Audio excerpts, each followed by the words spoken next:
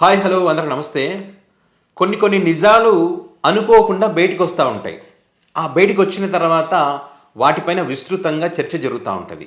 ఇప్పుడు చంద్రబాబు నాయుడు గారి గురించి చంద్రబాబు నాయుడు గారు రాసినటువంటి వ్యాసం, ఆ వ్యాసం గురించి మరి చాగంటి కోటేశ్వరరావు గారు మీ అందరికీ తెలుసు, ప్రవచనకర్త. ఆయన ప్రవచనాలు అద్భుతంగా ఉంటాయి. ఆయన బోధించేటువంటి నీతి, న్యాయం, ధర్మం వాటి గురించి వివరించేటువంటి తీరు కూడా అందరినీ ఆకట్టుకుంటుంది. కాబట్టి ఆయన గౌరవిస్తారు. అలాంటి చాగంటి కోటేశ్వరరావు గారు చంద్రబాబు నాయుడు గారు వ్యాసమైనటువంటి ఒక పంది కథ గురించి నారా లోకేష్ గారి ముందు మరి ఆ కథను చెప్పడం జరిగింది. మరి అదే వేదికగా నారా లోకేష్ గారి నైతికత అనేటువంటి అంశానికి సంబంధించి కూడా మాట్లాడడం జరిగింది. సో ఈ రెండు, పంది కథ, నైతికత, ఈ రెండింటి గురించి ఇప్పుడు విస్తృతమైనటువంటి ఒక చర్చ జరుగుతాం.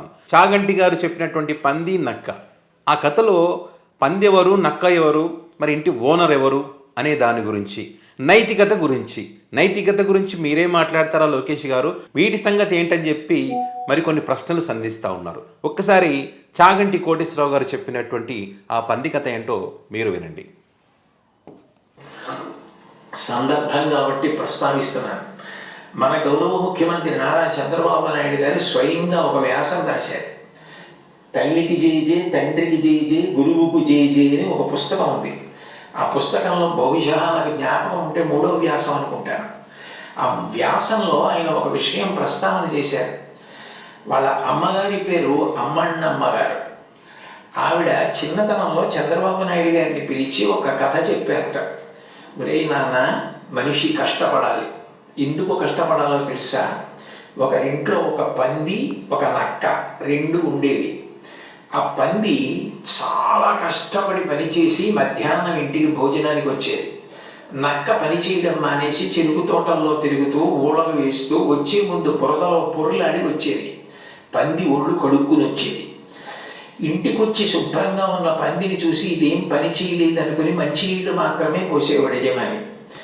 నక్క ఒంటి నిండా బురదంటించుకోవడం చూసి ఇది బాగా కష్టపడింది అనుకుని బాగా దానికి తిండి పెట్టేవాడు. మోసం ఎన్నాళ్ళు తాగుతుంది.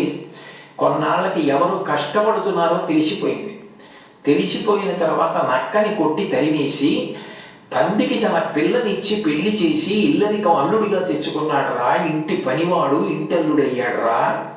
కష్టపడిన వాడు వెనక్కి తిరిగి చూడడు జీవితంలో. కష్టపడడం నేర్చుకో అని మా అమ్మ నాకు చిన్నతనంలో చెప్పింది.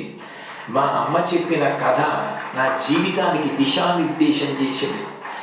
ఆనాటికి ఈనాటికి నాకే కాదు మా ఊరంతటికి అదే భగవద్గీత. నేను యథాతథంగా ఆయన రాసిన వ్యాసంలో మాటలే చెప్తున్నాను. ఆ మాటలే నాకు స్ఫూర్తి. ఇప్పటికీ కష్టపడడం నాకు అంత సంతోషం. ఆ కష్టపడడం అన్నది నేను మా అమ్మగారి దగ్గర నేర్చుకున్నాను. ఆ కష్టపడే ఇవాళ ఈ స్థితికి వచ్చాను. నేను ముఖ్యమంత్రినైనా మా అమ్మగారు మాత్రం మా ఇంట్లో గట్టిగా 3 రోజులు ఉండడానికి ఇష్టపడేది కాదు.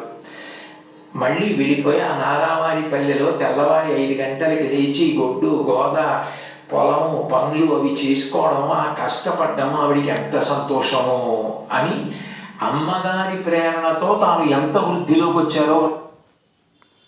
సో అది చాగంటి కోటేశ్వరరావు గారు చెప్పినటువంటి పంది కథ. అది చంద్రబాబు నాయుడు గారు రాసినటువంటి వ్యాసం. అంటే వాళ్ళ అమ్మగారు చెప్పినటువంటి కథ స్ఫూర్తిగా తీసుకొని ఎదిగానని చెప్పి బాబు గారు చెప్పారని చాగంటి గారు చెప్తా ఉన్నారు ఇక్కడ. సో ఈ కథకి సంబంధించి చాలామంది ఇక్కడ వాళ్ళ అమ్మగారు చెప్పిన కథ బాగుంది, అందరికీ స్ఫూర్తిదాయకమే, మరి ఇందులో నుంచి చంద్రబాబు నాయుడు గారు తీసుకున్నది వేరు, మీకు చెప్పింది వేరు, రాసింది వేరు అని చెప్పి చాలామంది అభిప్రాయపడుతూ ఉన్నారు. కారణం ఏంటయ్యా అంటే ఇక్కడ ఓనర్ వచ్చి నందమూరి తారక రామారావు గారు. సో ఇక్కడ పంది కష్టపడింది, నక్క నాటకాలు ఆడింది. ఓనరు కొన్ని రోజుల తర్వాత గుర్తించాడని చెప్పి పందిని దగ్గరికి తీసుకొని ఇంటి అల్లుని చేసుకున్నాడు, నక్కను ఎల్లగొట్టేశాడు. ఇక్కడ విషయం ఏంటంటే పందినే పక్కన పంపించేశారు. నాటకాలు ఆడిన నక్కని నందమూరి తారక రామారావు గారు మరి పిల్లనిచ్చి పెళ్లి చేశాడు, ఇంటి అల్లుని చేసుకున్నాడు. మరి ఆ నక్క తర్వాత ఏం చేసిందో అందరికీ తెలుసు కదా అనేటువంటి విస్తృతమైన చర్చ జరుగుతాం.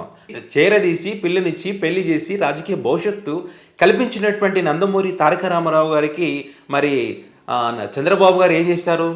ఆయన పార్టీ లాక్కొని ఆయనకే నైతికత లేదు అని చెప్పి ఆ పత్రికల్లో వార్త కథనాలు రాసి ఆ పత్రికల ద్వారా ప్రజలను నమ్మించి, మరి అది నైతికత అంటే ఎట్లా అవుతుంది? సో వాళ్ళ అమ్మ చెప్పినటువంటి కథ బాగుంది, కానీ చంద్రబాబు గారు దాంట్లో నుంచి తీసుకున్నది వేరు. సో కొంచెం మార్చి చెప్పినట్టున్నారని చెప్పి ఒక చర్చ జరగడం, ఇక్కడ పిల్లల గురించి, మహిళల గురించి, నైతికత గురించి లోకేష్ గారు మాట్లాడడానికి సంబంధించి కూడా ఏంటి సార్ నైతికత అంటే, మా అమ్మ, మా నాన్న, మా ఫ్యామిలీ మేమంతా కూడా నైతికతతో ఉంటాము, గౌరవిస్తాం మహిళలని మీరు చెప్పారు. మరి గీతాంజలిని ఎందుకు సార్ మీ పార్టీ బూతులు తిట్టి మానసికంగా వేధించి చనిపోవడానికి కారణమయ్యారు కదా సార్, ఎట్లా అది ఏ రకంగా నైతికత అవుతుంది? అండ్ అదేవిధంగా వీళ్ళ పార్టీకి సంబంధించిన వాళ్ళే గతంలో మా తమ్ముడు టికెట్ ఇస్తున్నా గెలిపించని చెప్పిన లోకేష్ గారు బీఫామ్ ఇచ్చిన తర్వాత, నామినేషన్ వేసిన తర్వాత విత్డ్రా చేయించినటువంటి అంశానికి సంబంధించి కూడా, నామినేషన్ వేసిన తర్వాత విత్డ్రా చేయించడం నైతికత ఎట్లా అవుతుంది సార్? మరి మీ కూటమి గెలవడానికి ఎన్ఆర్ఐలు ఎంతో కష్టపడ్డారు, అలాంటి ఎన్ఆర్ఐస్కి మీరు అపాయింట్మెంట్ ఇవ్వాలంటే డబ్బులు తీసుకుంటున్నారు అనేటువంటి ఒక చర్చ సోషల్ మీడియా వేదికగా మనం చూస్తూ ఉన్నాం. ఆ ఆడియో రికార్డింగ్స్ కూడా పెద్ద ఎత్తున వైరల్ అవుతున్నటువంటి దృశ్యాలు కూడా మనం చూస్తూ ఉన్నాం. ఇదేనా సార్ నైతికత అవుతుంది అని చెప్పి. అండ్ అదేవిధంగా చైతన్య రథం పైన ఉన్నటువంటి నందమూరి తారక రామారావు గారి పైన చెప్పుల దాడి చేయించడం ఏ రకంగా నైతికత అవుతుంది సార్ అని చెప్పి అడుగుతూ ఉన్నారు. జగన్ గారి హయాంలో పిల్లలు ఇంగ్లీష్లో మాట్లాడితే కూడా చిన్న పిల్లలని సైతం వదలకుండగా వాళ్ళని రకరకాలుగా బూతులతో దూషించినటువంటి మనం నైతికత గురించి ఎలా సార్ మాట్లాడతామని చెప్పి, ఇట్లా ఒకటేమిటి అనేక రకాలుగా నైతికత, చంద్రబాబు కథ, అన్ని కథలకు సంబంధించి ఏకీపారేస్తూ ఉన్నారు. ఒక కుటుంబం గురించి వేలెత్తి చూపించేటప్పుడు తన కుటుంబం యొక్క పరిస్థితి కూడా చూసుకోవాలి కదా. చెల్లి, తల్లి ఇట్లా మాట్లాడినప్పుడు మన తల్లి సంగతి ఏంటి, మరి మన చెల్లెల సంగతి ఏంటి, మరి తమ్ముడి సంగతి ఏంటి? కొన్ని రోజులుగా తమ్ముడు కనిపించలేదనేటువంటి వార్తలు చూసాం, తాళ్ళు అది గొలుసులతో కట్టేశారనేటువంటి వార్తలు చూసాం. మరి ఒక్కనాడు కూడా బయటికి వచ్చి ఈ మా తమ్ముడు ఇలా ఉన్నాడని చెప్పి వాళ్ళతో కలిసి దిగినటువంటి ఫోటోలు కానీ ఏవి కూడా లేవు కదా అని చెప్పి పాత చరిత్ర మొత్తం బయటికి లాగుతూ ఉన్నారు. సో ఇక్కడ చాగంటి గారు మంచి ఉద్దేశంతో ఈ కథ చెప్పి ఉండొచ్చు, అందరికీ స్ఫూర్తిదాయకంగా ఉంటుంది అని చెప్పి, కానీ దానికి మరొక కోణం ఇది అని చెప్పి విస్తృతమైనటువంటి చర్చ జరుగుతూ ఉన్నది. సో ఇది జరుగుతూ ఉంటే ఇటువైపు నుంచి ఏం ఆన్సర్ వస్తుంది? ఇవన్నీ వాస్తవాలు. ఇక్కడ ఈ వాస్తవాలకు ఆన్సర్ ఇవ్వకుండా ఎవరైనా ప్రశ్నించని, ఎవరైనా ఈ అంశాలు ప్రస్తావించని, మీకు వచ్చింది 11, మీకు వచ్చింది 11, ఇదే వర్డ్ తప్ప వాళ్ళ నుంచి ఆన్సర్లు మాత్రం రావడం లేదు. బహుశా తదాస్తు దేవతలు ఉంటారు, వీళ్ళు 11 అంటుంటే ఆ 11లో ఒక సీట్ వచ్చినా ఆశ్చర్యం లేదు అని కూడా చర్చ నడుస్తూ ఉంది. ఇదంతా కూడా సోషల్ మీడియా వేదికగా చాగంటి కోటేశ్వరరావు గారు మాట్లాడిన తర్వాత జరుగుతున్నటువంటి చర్చకు సంబంధించి మాత్రమే, నా సొంత అభిప్రాయం కాదు. ఓకే, మరి లోకేష్ గారు చెప్పిన నైతికత గురించి, చంద్రబాబు గారి కథ గురించి మీ అభిప్రాయాన్ని కామెంట్ రూపంలో పెట్టగలరు. Thank you.